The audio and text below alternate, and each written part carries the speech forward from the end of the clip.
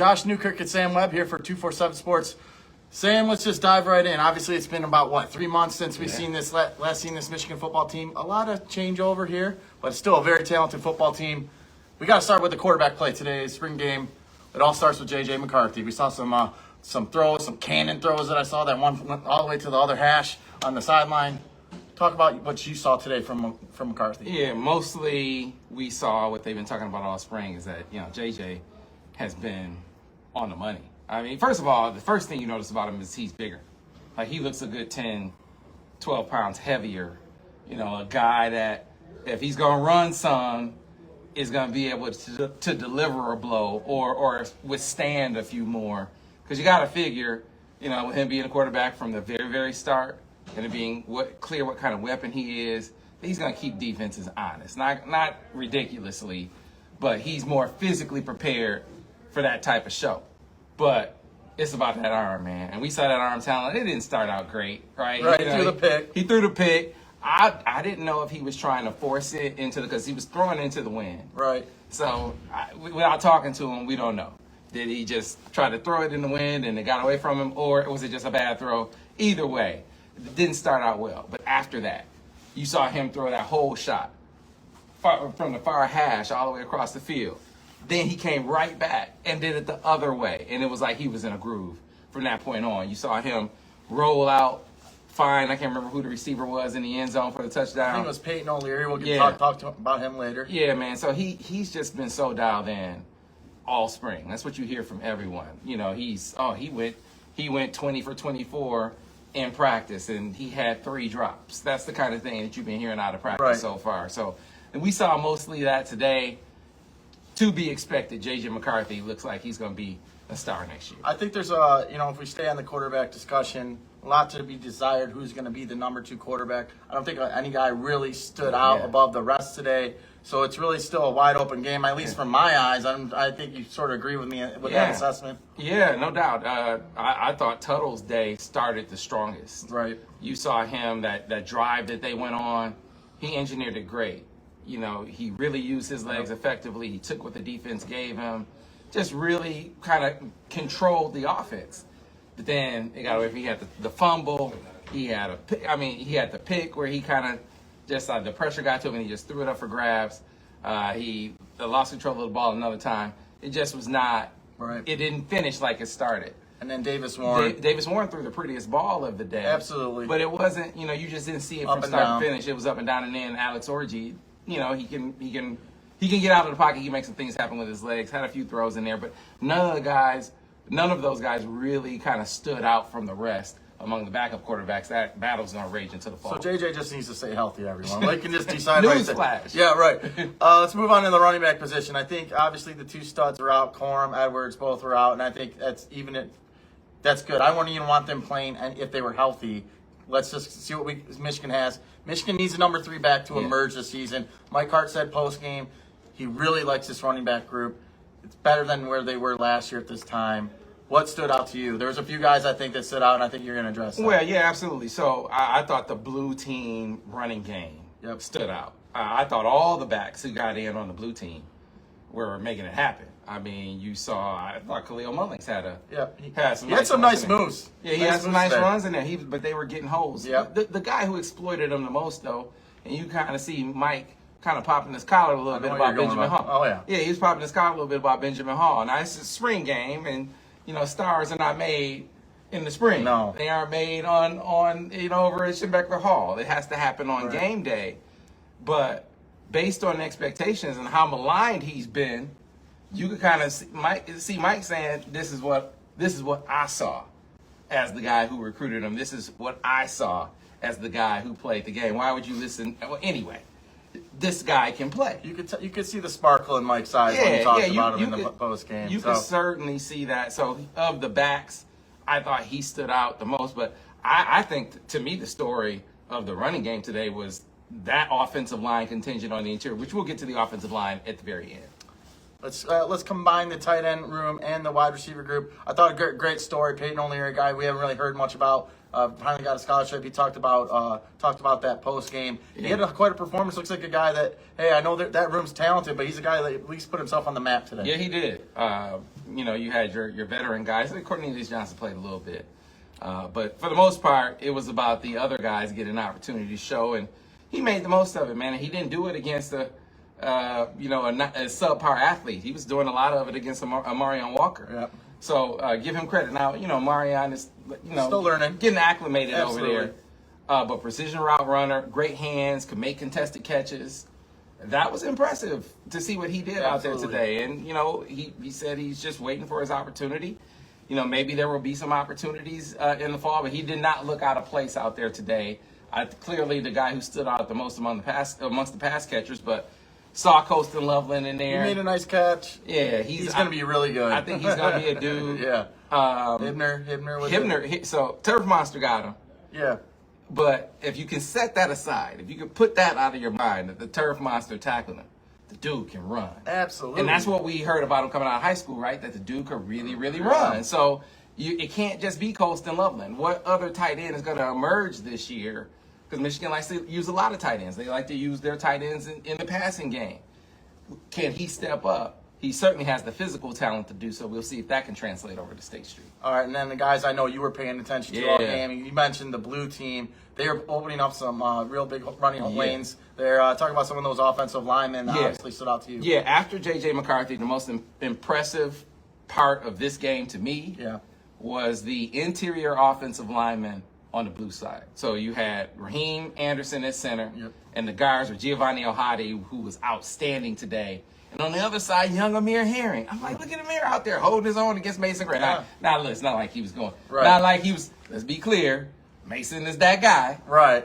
But he was holding his own. And those guys, it didn't matter who was running the football. They were, just go back, watch the tape. Where was Michigan getting their yard? Up the middle with the blue team. Time after time after time again, they were pounding them. That one long run they had at the end, Giovanni Alhadi came around, he was pulling on a power and kicked the guy out, sprung another play. They did it all game long.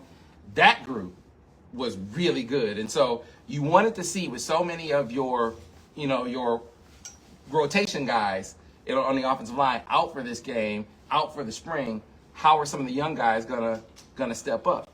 Raheem, I think, made the most of it.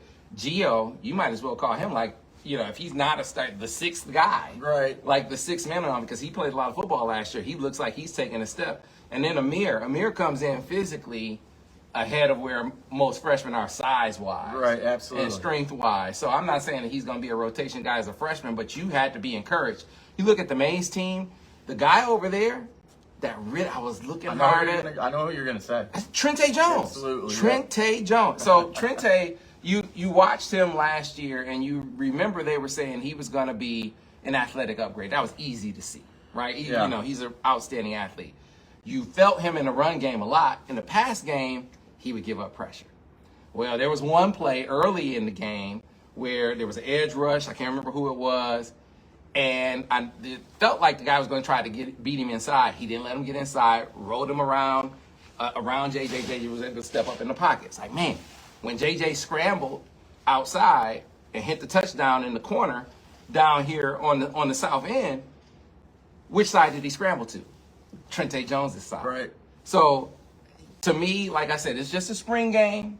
You got to wait to see what it's going to be like when the fall rolls around. But this was an encouraging day for Trente Jones. So those four offensive linemen, to me today, really, really stood out. Now, if you look at the Michigan defense and the matchup against this Michigan offense, obviously there's a lot of talented guy on that offense. But the defensive side for this Michigan football team, there's just so much potential there, so much growth. And a lot of guys got a lot of action today, and you're seeing that this depth chart is pretty big. And let's start with the trenches. Yeah. Obviously, a guy that sort of stood out to me, and I know we were talking about it because we sat next to each other today, Rashawn Benny. He's the guy that got some pressure. Derek Moore got some pressure. The defensive front for this Michigan football team is going to give some teams problems this season. Yeah, so Rashawn Benny he is a really, really talented guy. A guy who can give you, he could be he's not going to drop in the coverage, but you saw him, coming off the edge there a little bit. He actually got to say, he went around Carson Barnhart on one of those plays. But as an interior guy, what you hope is that he can give you some interior pass rush, some interior quickness. We saw that today. A bigger guy who we felt out there, he was number one pick in the draft, was Kenneth Grant. I felt Kenneth Grant. You could out just there see today. him. You could see him. You could feel him. He eats up space. And then there's an array of guys. You're right. Derek Moore, speed to power. You feel like that's going to be more of a presence. He was a grown man last year. Now he has some experience under his belt. I mean, you look at the grad transfer and Josiah. Yep. Went out there. He got around the edge and got a sack as well. So can they piece that together enough to have a more consistent pass rush than they had last year? I think they have more weapons than they had last year. And now some of those young guys that showed flashes last year are going to be able to apply that experience. I think they're going to be better. Some people are going to say that's not a high bar to say it's going to be a better pass rush than last year. But I think it has a chance to be a decent amount better than they were last year based on the emergence of some of these young guys that we see from last year. If you're looking at the mid-level of that defense, I think there's one name in particular that sticks out. He's the guy that everyone wanted to see how he would translate when he came to Michigan, and he certainly looked the part today. Yeah, so Ernest Hausman gives you he might be the best combination they have of outside of Junior Colson of speed and experience. Yeah. And he's a thumper. Now, it didn't take a thump for the fumble he caused. I mean, it seemed like he just raked the ball. Just tapped it. He just tapped the ball. But he was there. And what you hear from the guys, I can't remember which guy I was talking to. I think it was Will. If you haven't watched the latest episode of Behind the Uniform, check it out. We have another episode coming with Mason Graham next week where he kind of lays out what he's been seeing on the team as well. Really, really informative. But Will kind of talked about Ernest Hausman as a guy that's a playmaker. Yeah. Like you can really, really see that. But I tell you what, honestly, the guy that I was maybe felt the most at the linebacker position was Nakai Hill-Green. Yeah. No, he made some plays today, too. But first, you had to feel good just to see him out there. Absolutely. Went through such adversity not being able to be on the field. But a guy who knows where to be in coverage, a guy who has a nose for the Right. football, just can make plays, knows the defense, knows what other guys, what their assignments are in the defense. So when that happens, you know what chances you can take. Right. And you can kind of see that with Nakai out there. So they're going to be a better linebacker group this year because Nakai is back. You add Ernest Hausman. You got some experience with a guy like Jimmy Rolder, Yeah. right? Of course, Junior's a year older. And let's not discount Chris Partridge. CP coming in with the experience he has. A guy who I think there's a lot of respect for what he is as a position coach. And I think he is really going to help elevate that position group this year. Agree with you Really 100%. looking forward to it. So Definitely an upgrade. And then secondary, man, we know who everyone was watching. And we were all watching Marion Walker. Yeah. Right? And so what we saw is a guy who is learning. That's what we saw. He had some ups and downs. Yeah. He has the tools to be great. He has the tools to be amazing. But you got to know what you're doing. I remember, I'm not saying he's going to be Charles Woodson. I'm not saying that. But I always think of the story that I hear from Marcus Ray. Even Vance tell the story. They say, man, he couldn't backpedal when he got here. Like, literally, they say that. But he had the tools. Right. And so Vance like, oh, man, I saw him rolling around with a mighty tumor, throwing some blows at it. And then I saw him run and said, oh, yeah, we can work with that. And turned him into an unbelievable, all-time great. Not saying Amarion's going to be that. I'm saying we can't say the die is cast by the fact that he had some plays out there where he got beat today. Yeah. So should have had an interception, too. yeah, He dropped that. I'm like, you're a receiver. you're a You're receiver. a- Yeah, man, we got to call that out. Yeah, we got to right. call that out. Receiver. He said he's going to play both ways. Sure. Hey, man, that's the easy way to not be able to play both ways. Right. Yeah, you got to catch that. Got to catch that. Got to Gotta catch the dumb that. balls. Even in the spring game, you got to catch that, right? Yeah. So no, but look, this is part of the process. Absolutely. We said it when we were talking about. I was talking to him about it. I said, "Look, you get beat." I said that I was talking to Will about it. It's not like you're out there intercepting every ball, batting every pass. You're getting beat in practice. When you get beat, why do you get beat? And he said, "Hey, you're learning. You're learning the defense, Technique. yeah, exactly. You're learning the different coverage, all those things that become muscle memory down the line. Right now, you got to think. Oh, is he setting me up for an outcut, which happened, and then he wound up getting a hold, right? Well, it's kind of thing that he'll be ready for as he gets more experience. So, work in progress. You know, we can talk about other guys. I thought Cody Jones Miles Pollard was good. with an interception. Miles Pollard got an INT. It was good to see him get his hands on the ball. But guys who made plays, because some of those balls were thrown right It to was just guys. easy money. But I thought Cody Jones tackling in the open field was good. I thought Jaden McBurrows made a big hit in the open field, and then he had the pass breakup when I think it was Samaj on a fade, and he was in really good coverage. I think watch out for Jaden McBurrows. I think Jaden McBurrows is a guy, you know, he's going to be a presence in the run game. I guarantee you. And he's the guy that he a lot of the players are talking about that, you know, he didn't play last year, but he's a guy that's on the up. Yeah. The thing about Jaden is, you know, because he can hit, he's physical. You know, it's just, and talking to some of the guys, as long as the attention to detail and coverage, if he has that dude can be a guy on this defense. So we'll see if he gets that this year. All right. Well, hey, that's going to wrap up our coverage here from Michigan Stadium. For Sam Webb, I'm Josh Newkirk for the MichiganInsider.com.